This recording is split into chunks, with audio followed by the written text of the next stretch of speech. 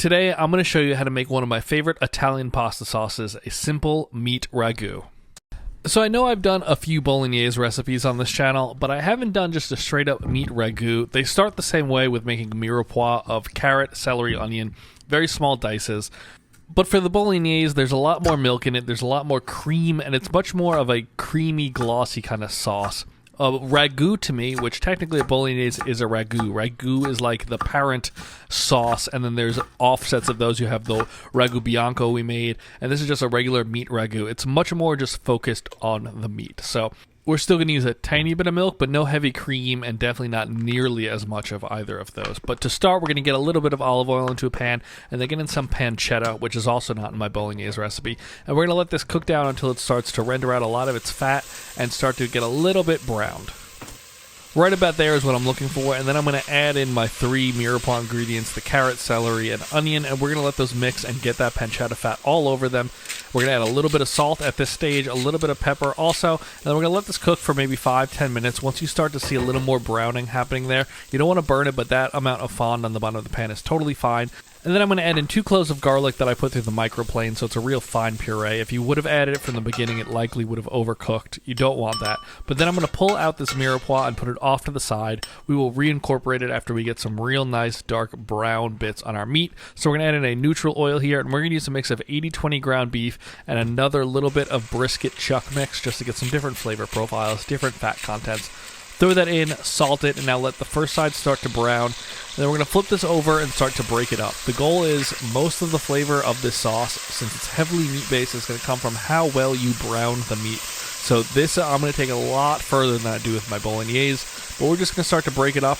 I'm not going to use that meat masher I have because I do want some texture, but that's about as fine of the pieces that I'm looking for there. You can see a lot of liquid comes out. Let that evaporate and burn off. You can see it's slowly starting to now render down to just fat, which will start to fry the little bits on the bottom of the pan. Not there yet though. Here we are a few minutes later, and you can see some real browning starting. That's exactly what we're looking for. This is probably a minute or 2 away. And then once we get to that point where we have some really, really good browning, like you can see, there is little brown bits in here, but it's not fully there. Right there is where I want it. That's perfect. Not burning on the bottom of the pan. You can see it's still nice and light brown. Now we're going to add in some tomato paste. This is probably about 2 tablespoons worth, but add as much as you want. And like always, we're going to mix this in really well and let it start to become that nice kind of rust color. You don't want it bright red. You want to cook that down. Now we're going to add a 1/4 cup of milk. This is not to add creaminess. The milk will help the meat proteins kind of break down and separate, which will give you a much more tender sauce. You can see it's almost immediately soaked up by that milk. So it's really not there for like creaminess like we do in a bolognese where we add a lot more milk and a lot of cream at the end. I'm going to put in 1 more splash just because it absorbed it so quickly, but this is not for the creaminess. This is really to make that meat tender and perfect. Once that is fully absorbed, now we're going to add red wine. This is probably about a cup, maybe half a cup, somewhere in that mix. You want to not have too much in there, but mix that up, and we're going to let this reduce by 50%. As you can see, right off the bat, it kind of looks like a chili, a really hearty meat sauce already, but let that do its thing. You can see it starts to thicken up beautifully. Once that's reduced by 50%, you're left with just the great flavors from the wine, so there's no just like loose liquid. That's when you can add that mirepoix right back in, mix it up real good, get it all reincorporated, and now we're going to add tomato sauce. This is just a cento tomato puree, but there's not a lot of tomato in this. I'm probably going to add half a cup's worth. The essence, like I've said, of this sauce is a meat flavor, so you don't want to add a ton of tomato like you're making just a meaty tomato sauce. That's all I'm going to put in right there. Salt it a little more, and now we're going to add in stock. This is a mix of my homemade beef stock and chicken stock. You can do just chicken stock because sometimes it does get a little too meaty if you use all bone broth or all beef stock. So I like to just mix it so that's beef stock and chicken stock. But give that a mix together. Let that come up to a simmer, and then we're going to throw the lid on this, and we're going to put it into the oven at 265 degrees Fahrenheit for about 4 hours. Here we are right around 3.5 hours in. You can see it's really reduced, which is interesting because it's been covered this whole time, so I don't know where that liquid went. But what we're going to do now is throw it back in the oven for another 30 minutes, completely uncovered, to let a little real reduction happen. And there we are. There is your final meat sauce. You can see it's really thickened up quite nicely. It doesn't have an overwhelmingly tomato look to it. It has a rich, dark brown color, and that's exactly what we're looking for. To finish this off, we're going to throw in 3 tablespoons of salted butter, mix that together. If you don't want to use salted butter and you just want to season by yourself, that's also totally fine, but it needs a little bit of salt at this stage, so that butter will definitely help it.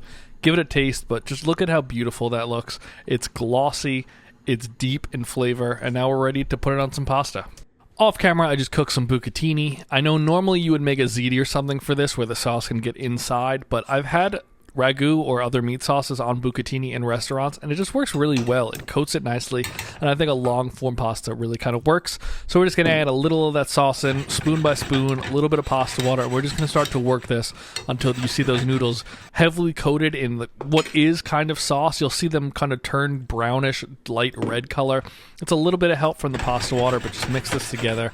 If you had that sauce sitting in the fridge overnight, which would taste great, it will intensify the longer and longer you let it sit in your fridge, up to a certain point, but you would definitely want to do this step to help warm it back up. But let's throw this in a bowl now, make it like most of my other pastas. We're going to add in cheese, we're going to add in a little bit of basil, we're going to add in some extra virgin olive oil, and this you can add whatever you want on top of it. If you want a little spice, we may do that later in the channel, but you could add maybe some Calabrian chili at this point, but just topping it up with a bunch of cheese, basil, extra virgin olive oil. That's really all you need to let this dish really speak and be as flavorful as possible.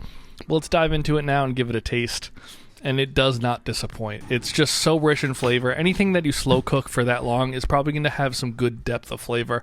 But for as simple these ingredients are, it's just absolutely fantastic. It's definitely a different taste profile than a bolognese, so don't use them and replace each other. They each have their place in your recipes, but if you want something that's a little less creamy and more deep and meaty, this is the sauce for you. Perfect for the winter, so give this recipe a try. Let me know what you guys think.